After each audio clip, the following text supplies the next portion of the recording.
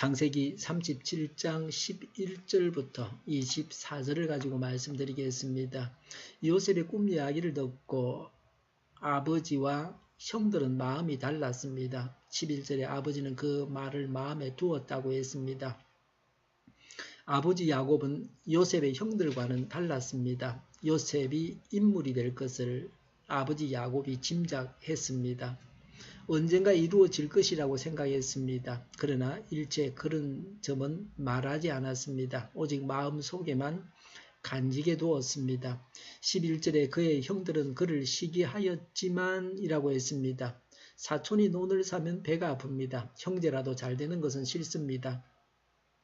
보통은 잘 되면 교만해져서 다른 사람들을 무시하고 짓밟습니다. 그래서 더 남이 잘 되는 것을 시기하는지도 모릅니다.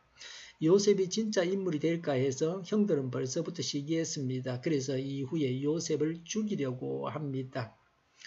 아마 요셉이 장애자고 특히 지적 장애자고 별 볼 일 없다고 생각했으면 죽이려고 하지도 않았을 겁니다. 그냥 내버려 뒀을지도 모릅니다. 아버지 야곱과 형들은 달랐습니다. 한 달이 건너가 철이라는 말이 맞습니다. 형제는 남이 되는 시작입니다. 형제의 마음이 아니라 어버이의 마음을 가져야 합니다. 12절에 그의 형들은 아버지의 양떼를 치려고 세겜 근처로 갔다고 했습니다. 요셉은 형들과 함께 양들을 치지 않았습니다. 요셉은 10대 후반이어서 양을 칠 나이가 되었지만 특별 대우를 받고 있었습니다. 14절에 이스라엘이 요셉에게 말하였다. 내가 알고 있듯이 너의 형들이 세겜 근처에서 양을 치지 않느냐? 내가 너를 너의 형들에게 좀 보내야겠다. 요셉이 대답하였다. 다녀오겠습니다. 라고 했습니다. 야곱은 시키고 요셉은 순종했습니다. 14절에 이스라엘이 요셉에게 말하였다. 너의 형들이 잘 있는지 양들도 잘 있는지를 가서 살펴보고 나에게 와서 소식을 전해다오라고 했습니다. 요셉의 임무는 형들이 양을 잘 치는지를 살펴보고 아버지에게 보고하는 것이었습니다. 이런 일들도 자칫하면 요셉이 형들로부터 미움을 살 일이었습니다. 형들이 볼 때 요셉은 일도 하지 않고 자신들을 감시하는 자로 여길 것입니다. 야곱은 소심한 사람이었던 것 같습니다. 아들이 장성했으니 잘 할 것이라고 믿고 맡기고 요셉을 보내지 않았더라면 좋았을 것입니다. 17절에 그 사람이 대답하였다. 너의 형들은 여기에서 떠났다. 도단으로 가자고 하는 말을 내가 들었다. 그래서 요셉은 형들을 뒤따라가서 도단 근처에서 형들이 있는 곳을 알아냈다고 했습니다. 14절에 보면 야곱은 헤브론에 있었습니다. 헤브론에서 세겜까지는 100km입니다. 세겜에서 도단까지는 30km였습니다. 부산에서 대구까지 거리입니다. 요셉은 다른 사람에게 물어서 형들이 있는 곳을 알아내어서 찾아갔습니다. 요셉은 아버지가 시킨 일을 잘하려고 최선을 다했습니다. 요셉이 대충 일을 했으면 형들에 의해서 팔려가는 일도 없었을 것입니다. 성실과 최선이 낭패에 이르게 했습니다. 한치 앞을 모르는 인생입니다. 야곱이나 요셉은 18절 이후에 기록된 대로 될 것이라는 생각도 못했습니다. 18절에 그런데 그의 형들은 멀리서 그를 알아보고서라고 했습니다. 형들은 요셉이 오는 것을 멀리서 보고 알았습니다. 요셉은 화려한 옷을 입었습니다.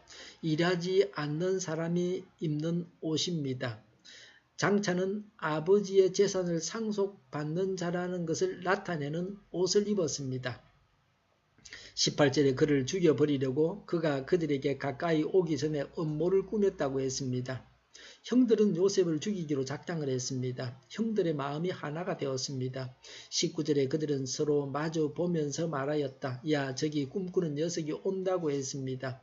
요셉의 별명이 꿈꾸는 녀석이었습니다. 20절에 자, 저 녀석을 죽여서 아무 구덩이에나 던져 넣고 사나운 들짐승이 잡아먹었다고 하자.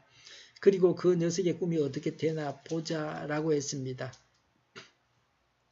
요셉을 죽이자고 했습니다. 그리고 요셉이 꾼 꿈이 어떻게 이루어지는가 보자고 했습니다.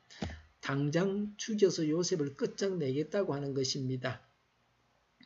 요셉을 죽이자고 한 형들이 1차적으로 죄를 지었습니다. 그 다음에는 야곱이 요셉을 편애함으로 이런 일들이 일어나게 한 책임이 있습니다. 예수님은 남으로 하여금 죄를 짓게 하는 자들은 연자 맷돌을 목에 메고 바다에 빠지는 것이 더 낫다고 하셨습니다. 21절에 르우벤이 이 말을 듣고서 그들의 손에서 요셉을 건져내려고 그들에게 이렇게 말하였다. 목숨만은 해치지 말자라고 했습니다. 르우벤이 제일 큰 형입니다. 요셉을 생각해서 요셉을 죽이지 말자고 했습니다. 22절에 르우벤은 요셉을 그들에게서 건져내서 아버지에게 되돌려 보낼 생각으로 이렇게 말한 것이다 라고 했습니다. 그 당시 분위기가 요셉을 단순히 보호할 수는 없었던 것 같습니다. 창세기 35장 22절에 이미 르우벤은 서모와 동침을 했습니다. 그래서 동생들에게 영향력을 강력하게 행사할 수 없었을 것입니다. 23절에 요셉이 형들에게로 오자 그들은 그의 옷 곧 그가 입은 화려한 옷을 벗기고 라고 했습니다. 요셉이 입었던 화려한 옷은 요셉의 형들이 미워하는 것이었습니다. 요셉을 상징하는 것이기도 합니다. 그래서 그 옷을 벗겼습니다. 나중에 이 옷에 피를 묻혀가지고 아버지 야곱을 속이는 데 사용합니다. 24절에 그를 들어서 구덩이에 던졌다. 그 구덩이는 비어있고 그 안에는 물이 없었다고 했습니다. 물이 있었으면 바로 죽었을지 모릅니다. 요셉을 구덩이에 넣었지만 당장 요셉이 죽는 것은 아니었습니다. 요셉을 어떻게 처리할지를 모두가 궁리하고 있었습니다. 요셉을 살리고자 하는 자들도 쉽게 자신의 속마음을 시원하게 말할 수 없었습니다. 시기하고 미워하고 죽이고 하는 마음을 버려야 합니다. 기도하겠습니다. 시기하고 미워해서 죽이고자 하는 마음을 버리게 하여 주시옵소서. 우리 동일교회가 만군은집하게 하여 주시옵소서. 예수 이름으로 명하노니 모든 병만은 물러가고 몸의 모든 부분들은 온전하게 될지어다. 신유의 기적을 베푸셔서 저희의 질병을 고쳐 주시옵소서. 저희와 교회와 나라의 민족을 불쌍히 여겨 주시옵소서. 독재 정권이 무너지고 평화 통일을 이루게 하여 주시옵소서. 민족 번영의 길로 나아가게 하여 주시옵소서. 전쟁 위험이 사라지게 하시며 북한의 핵 문제를 해결하여 주시옵소서. 신앙의 자유를 널 누리며 살게 하여 주시옵소서. 하나님을 대적하는 세력들이 바로 망하게 하여 주시옵소서. 국회가 하나님 기뻐하시는 법만을 만들게 하시며 반성경제의 모든 법과 내기들이 적시 철폐되게 하여 주시옵소서. 대통령이 정치를 잘하게 하시며 시인이 일어나지 않게 하시며 출산율이 올라가게 하여 주시옵소서. 에너지 정책, 재활용금 정책을 제대로 세워서 집행하게 하여 주시옵소서. 늘 맑은 공기를 마실 수 있게 하여 주시옵소서. 오늘도 성령님을 따라서 차고 넘치는 삶, 복된 삶을 살게 하여 주시옵소서. 감사와 찬양을 주님께 돌려드리며 예수님의 이름으로 기도하옵나이다. 아멘.